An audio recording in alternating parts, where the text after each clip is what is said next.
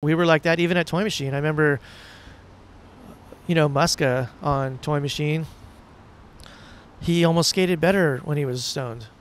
He would like get to a big double kink rail and be all nervous about it and freaking out, and then he would just take a giant bong rip, and it was just like the equivalent of like taking your brain off and putting it aside. We would joke about it. He was like, take a huge, get stoned, take your brain off, and it enabled him to just jump on this double kinker that could have killed him because his brain was zorched. It's like, and we all laugh at that and like take photos of it and whatever. So yeah, it was there. I feel like with Toy Machine, as someone who never did drugs, I feel like I had bad childhood experiences with my parents being alcoholics, and just made a choice super early on that I wasn't going to drink or anything or smoke. I mean, I even tried to smoke. I mean, I think I might have told this story before, but like as a kid, I remember pulling out grass from the lawn and rolling it up in a piece of paper, pretending like I was gonna smoke. Lit it on fire, took a toke of it, and you're just inhaling burning paper, and it hurt so bad. I was like, oh my god! And my neighbor sitting there with her cigarette, like, I was like, is this what it's like? And she's just like, yeah. And I'm like, what the fuck? Like, I'm like, note to self, I'm never doing that again. Like, so I just never had any interest in smoking, probably from that experience on. And then of course, like I said, with my parents and stuff, so I just like wasn't gonna drink. And I guess I was lucky also to have a group in my teens that wasn't big on peer pressure. I think their attitude was more like, more drugs for me if you don't want to like smoke. So I was around people smoking and drinking all the time, but they didn't really care or pressure me into like being part of what they were doing, which is, I guess, fortunate looking back on hearing so many other people's experiences of feeling super pressure to like do what all the group is doing.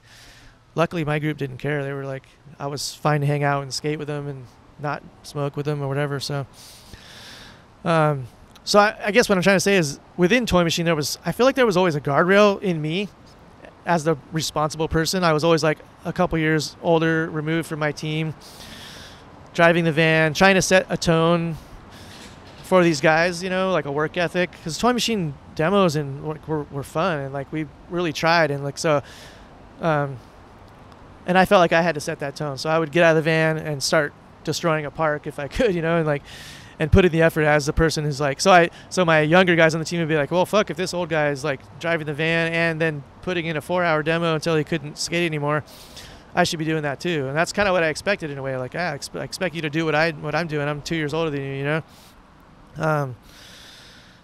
But by guardrails, I mean, like, I felt like I was protective in those guys. Like, I let them do their thing up to a point, and then I would maybe step in. I wasn't like heavy-handed, but we tried to like shepherd them a little bit as much as we could, as much as I could, from going too far off the deep end with drugs and stuff like that.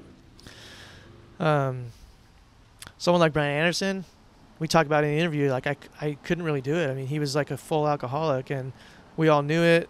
We didn't talk about it.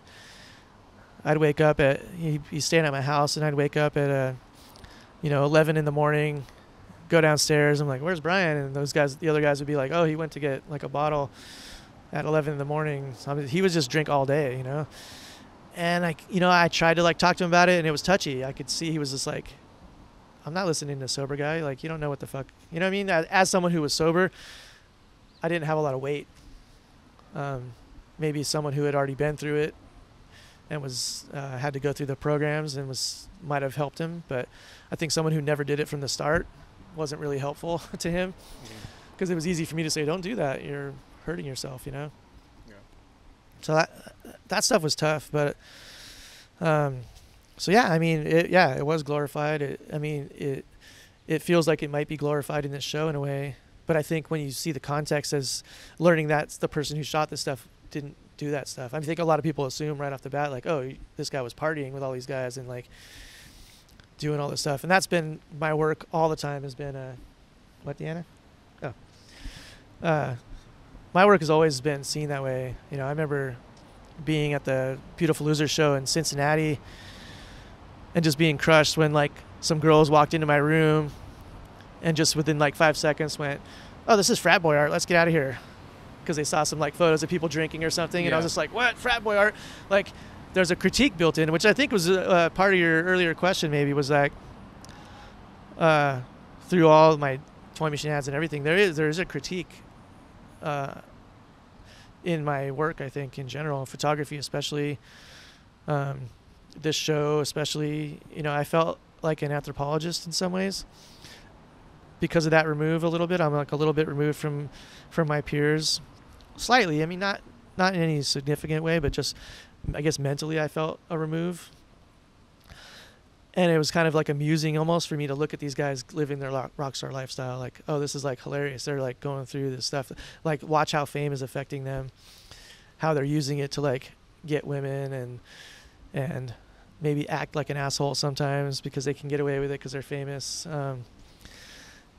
Wearing that rock star was a theme that I wanted to document in this work. So that's why that hits in that show, because it's like, this is part of it. Is like, I wanted to explain to a viewer who doesn't know skateboarding, this is what the life was like. I mean, we were famous in a microcosm. We're not famous like walk down the street famous, like someone's like, hey, we're not like Madonna famous or something. But in our world, we super are famous. Yeah. It's like, in the right context, Reynolds is getting mobbed and having people ask for autographs all the time. But so I want to, as a photographer, I'm like, how do I tell that story through photographs? And so, there's a photograph in the show of Reynolds skating in Vancouver during skateboarding day, and like, it's like he's literally skating through a sea of people that just shape around him like a flock of birds or like a school of fish getting chased by a shark. The kids are just enveloping around him as he goes by. They like fill the gap, and when he lands, he's gonna like just fly into a group of kids that are gonna lovingly grab him and like catch him from falling off the stairs. But it's like, that just was an example of showing the fame, like showing skaters, girls asking to get their breasts signed or something like that. That was an example to show the fame of it, to show what these guys are dealing with. No, it's incredible to think back on that time because social media wasn't there yet. Media was important because as a pro skateboarder, your main job was to be in the magazine every month. That was really it.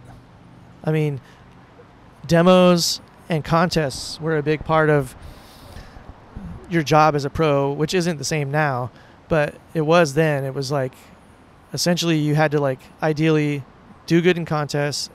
When they asked you to go on tour, go do demos. But the main thing was like, be in the magazine. And because the magazine was just once a month, I mean, you could do your job well if you just got a photo once a month in Thrasher or Transworld. I mean, that's all you needed to do. So think about like the space that you had to do other things. I mean, I look at myself, I don't think a kid being a pro now would have the time to do all the stuff I was able to do. I got away with it. I used to tell my writers back in the early days, I'd be like, hey, you can do a good job if you get a photo of the mag every month. You could put yourself through college or something, They can't do that anymore.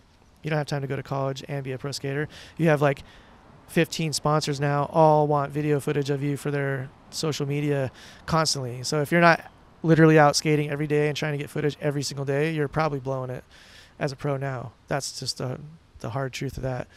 And but yeah, so my day, it was incredible because it's like, we're talking 1990. It was like, if I went out and like, if I skated with a skate photographer and think I got something, like I did like a rail or something, and he's like, I got it, I could literally fuck off for a month and be fine, like in a month I'll hook up with another photographer and get a photo, and I'm probably doing a great job. My sponsors are happy because I'm basically in the magazine every month.